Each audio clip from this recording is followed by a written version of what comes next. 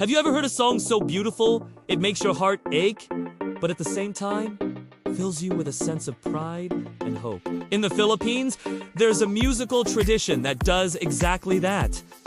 It's called the Kundiman. At first, listen! A Kundiman sounds like a classic, romantic serenade. A lover pouring out their heart, often with a touch of melancholy and longing. The melodies are smooth, the lyrics poetic, all about unrequited love and devotion. You can almost picture someone singing under a window on a warm, tropical night. But here's where the story gets fascinating.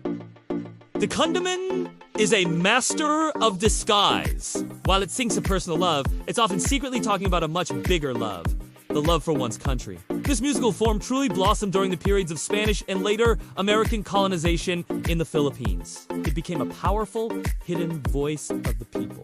In an era where openly expressing patriotism was dangerous and could get you arrested or worse, the Kundiman provided a clever and beautiful outlet. Think about it. The lyrics might speak of a beloved, a mucha, or muse, who is unattainable or has been taken away. The singer pledges undying loyalty and promises to endure any hardship to win her back. On the surface, it's a romantic tragedy. But for those who knew how to listen, the beloved wasn't a person. It was the Philippines itself, personified as a beautiful woman who had lost her freedom. The song was a coded message, a quiet promise of resistance and a dream of liberation. One of the most famous examples is a song called Bayan Ko, which means my country. It was composed in 1929 during the American occupation. The lyrics describe the Philippines as a cradle of gold and flowers, a beautiful land now imprisoned, like a bird in a cage, dreaming of flight. This song's soaring.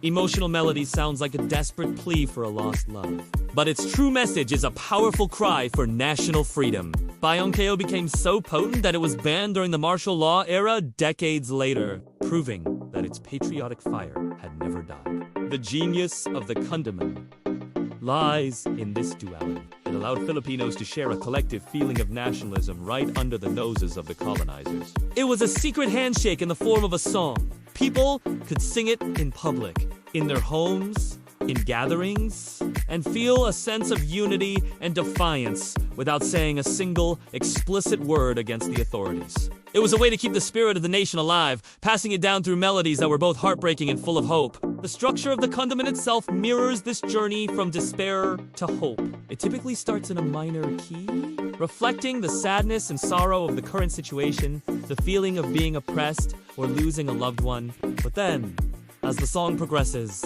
it masterfully shifts into a major key. This musical transition signifies a change in emotion. It's the moment hope ignites. It's the sound of determination, the belief that freedom and victory are possible. This shift isn't just a musical trick.